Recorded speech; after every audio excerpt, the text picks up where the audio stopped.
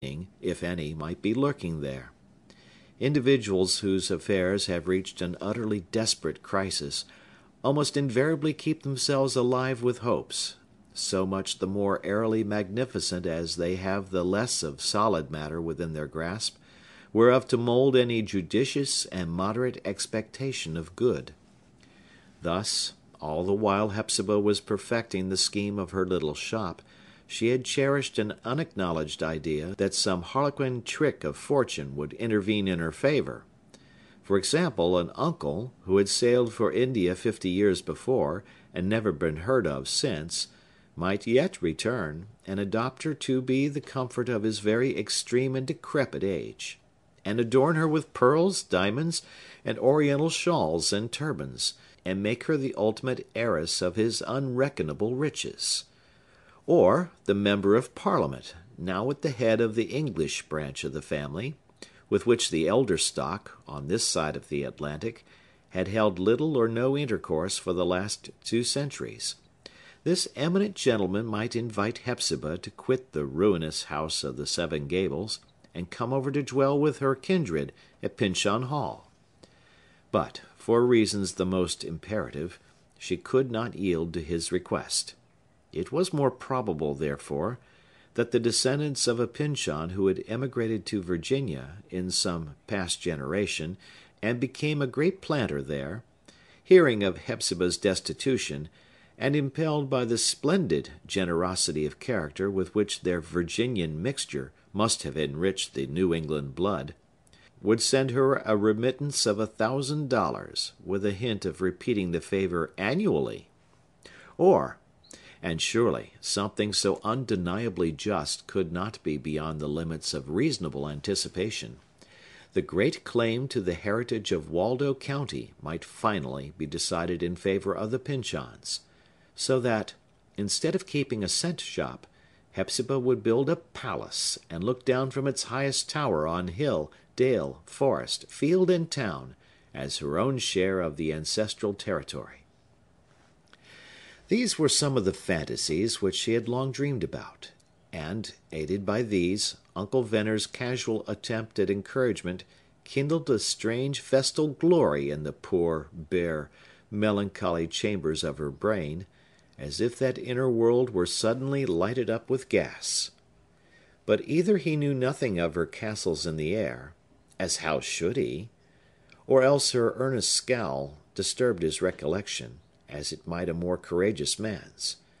Instead of pursuing any weightier topic, Uncle Venner was pleased to favor Hepzibah with some sage counsel in her shopkeeping capacity. "Give no credit." These were some of his golden maxims. "Never take paper money. Look well to your change. Ring the silver on the 4-pound weight. Shove back all English halfpence and base copper tokens, such are very plenty about town. At your leisure hours, knit children's woolen socks and mittens. Brew your own yeast, and make your own ginger beer." And while Hepzibah was doing her utmost to digest the hard little pellets of his already uttered wisdom, he gave vent to his final, and what he declared to be his all-important advice, as follows. "Put on a bright face for your customers, and smile pleasantly as you hand them what they ask for. A stale article, if you dip it in a good, warm, sunny smile, will go off better than a fresh one that you've scowled upon." To this last apothegm, poor Hepzibah responded with a sigh so deep and heavy that it almost rustled Uncle Venner quite away, like a withered leaf, as he was, before an autumnal gale.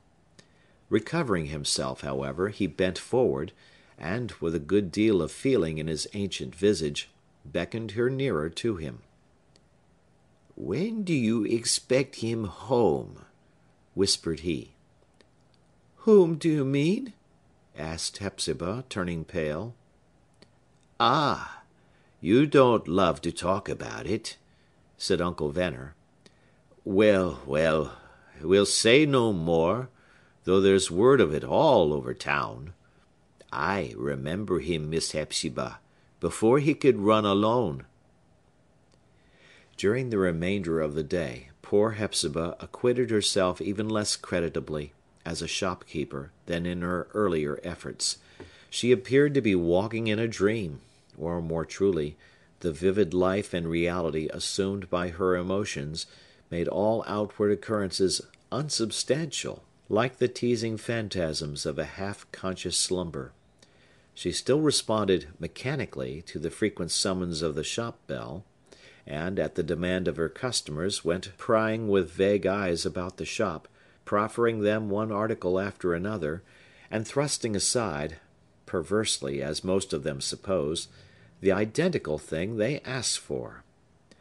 There is sad confusion, indeed, when the spirit thus flits away into the past, or into the more awful future, or, in any manner, steps across the spaceless boundary betwixt its own region and the actual world, where the body remains to guide itself as best it may, with little more than the mechanism of animal life. It is like death, without death's quiet privilege, its freedom from mortal care. Worst of all, when the actual duties are comprised in such petty details as now vexed the brooding soul of the old gentlewoman. As the animosity of fate would have it, there was a great influx of custom in the course of the afternoon. Hepzibah blundered to and fro about her small place of business, committing the most unheard-of errors, now stringing up 12, and now 7 tallow candles, instead of 10 to the pound, selling ginger for Scotch snuff, pins for needles, and needles for pins, misreckoning her change, sometimes to the public detriment, and much oftener to her own, and thus she went on, doing her utmost to bring chaos back again, until, at the close of the day's labor, to her inexplicable astonishment, she found the money-drawer almost destitute of coin. After all her painful traffic, the whole proceeds were perhaps half a dozen coppers, and a questionable ninepence which ultimately proved to be copper likewise. At this price, or at whatever price, she rejoiced that the day had reached its end. Never before had she had such a sense of the intolerable length of time that creeps between dawn and sunset, and of the miserable irksomeness of having aught to do, and of the better wisdom that it would be to lie down at once, in sullen resignation, and let life, and its toils and vexations, trample over one's prostrate body as they may. Hepzibah's final operation was with the little devourer of Jim Crow and the elephant, who now proposed to eat a camel. In her bewilderment, she offered him first a wooden dragoon, and next a handful of marbles, neither of which being adapted to his else omnivorous appetite, she hastily held out her whole remaining stock of natural history in gingerbread, and huddled the small customer out of the shop. She then muffled the bell in an unfinished stocking, and put up the oaken bar across the door. During the latter process, an omnibus came to a standstill under the branches of the elm tree. Hepzibah's heart was in her mouth.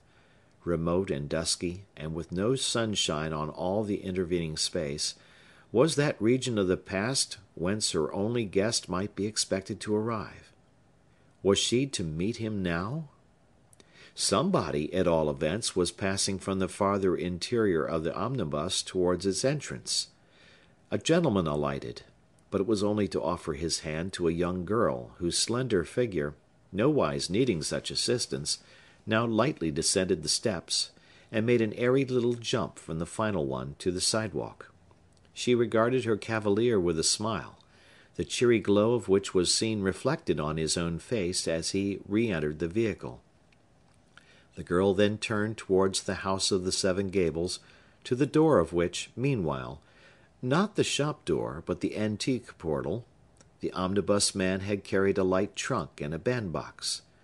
First giving a sharp rap of the old iron knocker, he left his passenger and her luggage at the doorstep, and departed. "Who can it be?" thought Hepzibah, who had been screwing her visual organs into the acutest focus of which they were capable. "The girl must have mistaken the house." She stole softly into the hall, and,